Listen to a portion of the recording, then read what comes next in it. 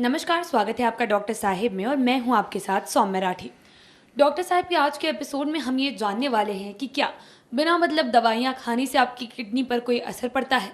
क्या गलत तरीके से दवाइयाँ लेना किडनी फेलियर की तरफ आपको ले जा सकता है? और ये सारी चीज़ें समझाने के लिए इस वक्त मेरे साथ बैठे हैं डॉक्टर दीपक कुमार, जो कि बिहार के सबसे जाने माने किडनी से जुड़े रोगों के विशेषज्ञ हैं। सबसे पहले डॉक्टर साहब नमस्कार, बहुत बहुत स्वागत है आपका। डॉक्टर साहब, आप हमें पहले भी समझा चुके हैं कुछ वीडियोस में, आपने बीमारियों के बारे में बात करते वक्त बताया था कि गलत दवाइयाँ लेने से या बहुत ज़्यादा ओवरडोज लेने से दवाइयों का किडनी पर कोई असर पड़ सकता है। आज मैं चाहूँगी अब दर्शकों को ये चीज़ विस्तार से समझाएं। ये बहुत अच्छा सवाल पूछा आपने सौम्या जी। यूजुअली ऐसे ग्रुप ऑफ ड्रग्स को over the counter group of drugs की श्रेणी में इस दवाइयों को रखा जाता है। ओवर द काउंटर मतलब कि ऐसे दवाइयों के लिए आपको डॉक्टर का प्रिस्क्रिप्शन की ज़रूरत नहीं होती, और ऐसे दवाइयों को किसी तकलीफ के कारण अगर कोई भी नॉर्मल इंसान अगर दवाई के शॉप पे अगर वो जाता है तो बिना किसी प्रिस्क्रिप्शन को वो इजीली वो दवाइयाँ उनके लिए अवेलेबल होती है, और ये दवाइयाँ किसी न किसी रूप से लंबे समय में किडनी को डैमेज करती है। तो सबसे मोस्ट कॉमन जैसे कि 40 वर्ष की उम्र के बाद आर्थराइटिस बहुत ही कॉमन प्रॉब्लम है, स्पेशली फीमेल में।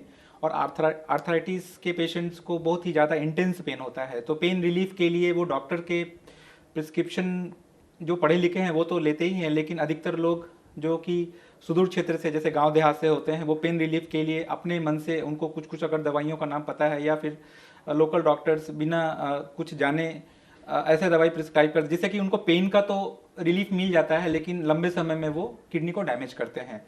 तो जैसे NSAID ग्रुप ऑफ ड्रग्स जो पेन किलर एक ग्रुप का ड्रग होता है, जैसे मैंने लास्ट बार भी बोला था कि किडनी को एडिक्वेट ब्लड सप्लाई के लिए आने वाली जो रक्त की जो नली होती है उसको एफरेंट आर्टेरियोल बोला जाता है। तो जो NSAID ग्रुप ऑफ ड्रग्स जैसे कि आइबुप्रोफेन या निमुसलाइड, ये दोनों जो group NSAID group of drugs हैं, इसको अगर अत्यधिक मात्रा में बिना किसी चिकित्सीय परामर्श के लंबे समय तक कोई भी पेशेंट ले रहा है पेन रिलीफ के लिए, तो ये जो रक्त की जो नली होती है जिसके थ्रू किडनी को ब्लड सप्लाई जाती है, वो उसके ल्यूमेन यानी कि उसकी चौड़ाई को वो लंबे समय में कम करता है। तो उससे होता क्या है कि किडनी को ब्लड सप्लाई धीरे धीरे कम होकर के कम होने लगती है। तो ब्लड सप्लाई धीरे धीरे कम होती है तो लंबे समय में जो किडनी के डैमेज होने के जो मार्कर्स होते हैं यूरिया और क्रिएटिनिन, वो धीरे धीरे बढ़ने लगता है। हमने लास्ट टाइम भी बताया था कि लगभग 70 से 80% मरीजों को ये पता भी नहीं चलता कि किडनी डैमेज हो चुकी है ये दवाइयाँ लेने से। उनको पेन में तो आराम मिल जाता है लेकिन यूरिया क्रिएटिनिन काफ़ी हद तक बढ़ चुका होता है। तो इसीलिए हम लोग कोई भी पेशेंट सबसे पहले अगर कोई भी इशू नहीं हो लेकिन उसको यूरिया क्रिएटिनिन बढ़ा हुआ आता है, इस दिक्कत के साथ हमारे OPD में प्रेजेंट करता है, तो हम लोग उसका प्रॉपर पास हिस्ट्री पूछते हैं कि आपने किसी प्रॉब्लम के लिए बिना किसी चिकित्सीय परामर्श के कोई पेन किलर लिया तो नहीं। इसके अलावा NSAID ग्रुप के अलावा किडनी में अलग अलग कंपार्टमेंट होते हैं, जैसे कि filtering unit, glomeruli, blood supply वाला ब्लड वेसल्स, इंटरस्टिशियम किडनी के सेल्स और ट्यूब्यूल्स के बीच के एरिया को बोलते हैं, और वैस्कुलर कंपार्टमेंट। तो अलग अलग दवाइयाँ अलग अलग कंपार्टमेंट को डैमेज करती है।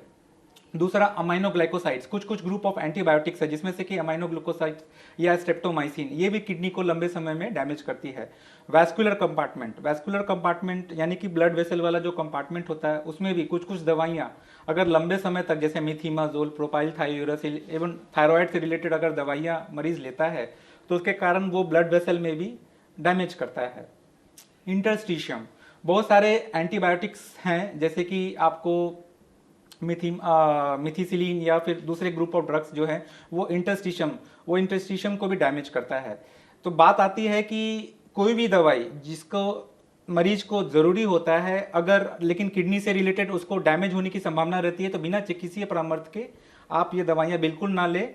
और खासकर पेन किलर्स अगर आपको ज़रूरत पड़ रही है और आपको लगता है कि नहीं ये पेन किलर्स लंबे समय तक चलने वाली है, तो कृपया प्लीज़ आपको एक एक्सपर्ट डॉक्टर के पास जा करके किडनी सेफ्टी के बारे में ज़रूर जानना चाहिए। जी, उम्मीद करती हूँ कि डॉक्टर साहब ने जो बातें बताई हैं आपने उन्हें ठीक तरीके से सुना और समझा होगा।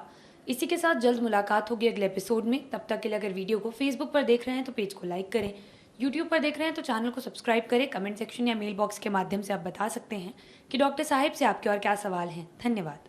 नमस्ते।